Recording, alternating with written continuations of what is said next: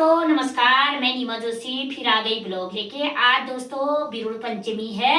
आज दो पर्व हैं, वैसे भी संक्रांति है, घी संक्रांति, और आज बिरुड़ पंचमी भी है। तो सभी को हार्दिक शुभकामनाएं, बधाइयां, और सब लोगों के घरों में मंगलमय हो। मंगलमय के साथ मैं भी आज बिरुड़ की तैयारी करती हूँ। बिरुड़ा माने ये बिरुड़े 5 चीज के, जैसे कुटुर बनाया जाता है, 7 अनाजों से बनाया जाता है, और 5 अनाज बनाए जाते हैं बिरुड़ बनाने के लिए। और मैंने ये तौली भी बना दिया है, यहाँ पे सब गाय का गोबर भी रखा है। दोस्तों आप बने रहे मेरे साथ।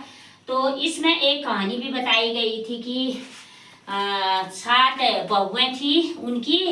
7 बहुओं में से एक ने बुढ़े, वो राजा था, राजा की 7 बहुएं थी।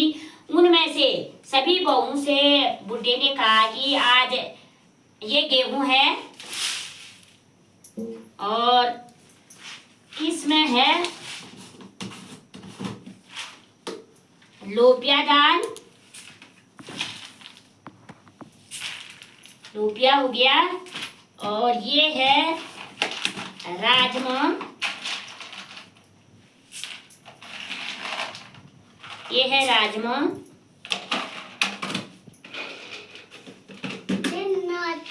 हाँ ये है चने,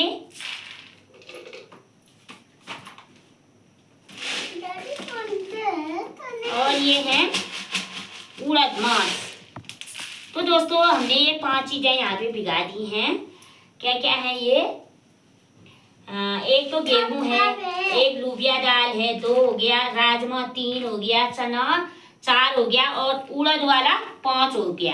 ये सब शुद्ध दालें हैं। अब हम अपने आवश्यकता अनुसार जितना हमने बनाना है उसको हम इसमें डालेंगे, क्योंकि हमने 5 अनाज तो मिला ही दिए है ना इसमें। अब हम अपने आवश्यकता अनुसार मिलाएंगे, क्योंकि जितने लोग जिसके घर में है उसी के अनुसार बनाएंगे। हमारे मतलब इतने लोग हमें मत करो बाबू। ये हमने ये भिगा दिए हैं। अब हमारे ये गुड्डे हो गए हैं। अब इसके बाद हम एक कुटुरे के लिए बनाएंगे, जो 7 अनाज होते हैं। इसमें से जो देवताओं को चढ़ाने के लिए होता है, ये है हमारा सरसों। सबसे पहले हम सरसों डालेंगे, और फिर उसके बाद हम जौ डालेंगे,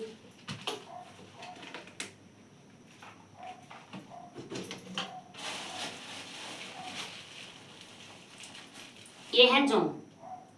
तो ये हो गए, और 5 अनाज ये थे हमारी। हमने 5 अनाज इसमें से मिलाएंगे कुटरे में। ये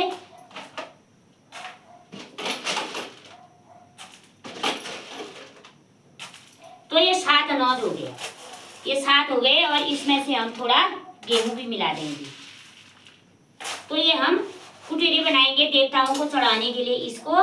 तो हम इसकी सफाई करेंगे, पहले साफ करके। देखो दोस्तों, आप देख पा रहे होंगे, इसको हम सुपड़े से नहीं करेंगे साफ, क्योंकि ये देवताओं का है और इसमें पैर भी नहीं लगाएंगे, इसलिए हम इसकी सफाई करेंगे। क्या है, कैसा है? तो कहते हैं ना, एक बुढ़े की 7 बहुएं थी।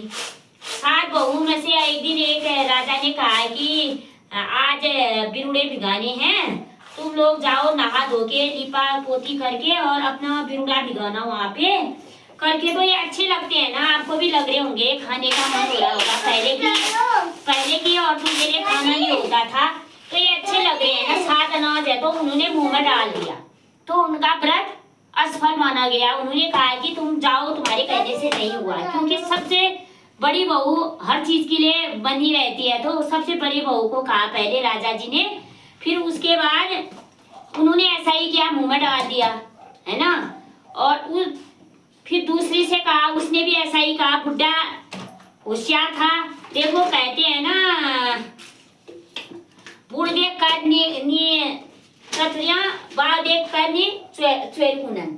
मतलब बुढ़े के सामने बिल्कुल चतुरिया नहीं करते हैं। वह छुपे छुपे देख रहे थे, ये बहू कैसी है करके। बहू ने सब ने अच्छे लग रहे हैं करके मुंह में डाल दिया।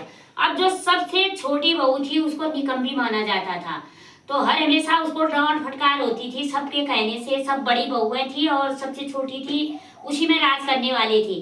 तो सब अब छोटी बहू की बारी आई, तो छोटी बहू को कहा बुढ़े ने कि अब बहू तुम करो। तो फिर बहू गई वहां पे, अपना बिल्कुल अपने सिर का पल्ला सिर में डाला, और फिर बिरुड़े उन्होंने अच्छी तरह से एक एक करके बारीकी तरह से देखा, ऐसे क्या है इसमें, कैसा है करके।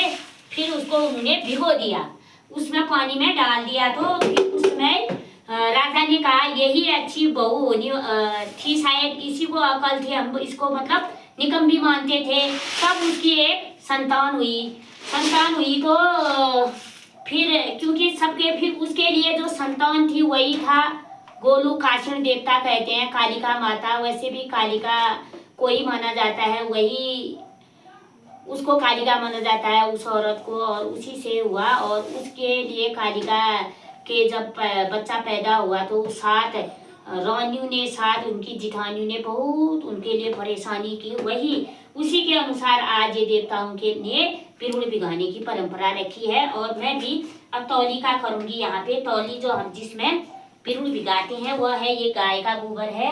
देखिए गाय का गोबर को हर चीज में मतलब शुद्ध माना जाता है। हम गाय के गोबर को पहले हम यहाँ पे लगाएंगे ऐसे 7, क्योंकि 7 महारानियों ने किया था, फिर भी पूजा करते हैं उनकी।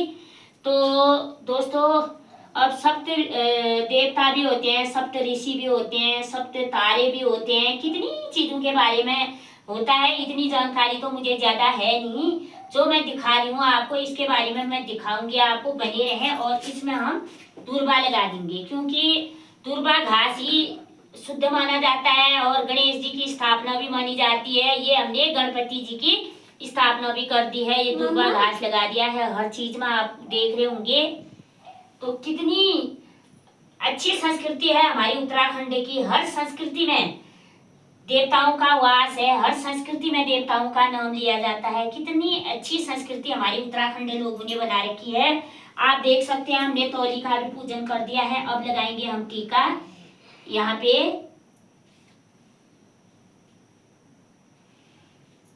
ये टीका चंदन से हम तौली की पूजा करेंगे, जिसमें हम पानी पात्र ये भिगा रहे हैं उसमें। तो इसके बाद हम पीठा रोली लगा देंगे यहाँ पे।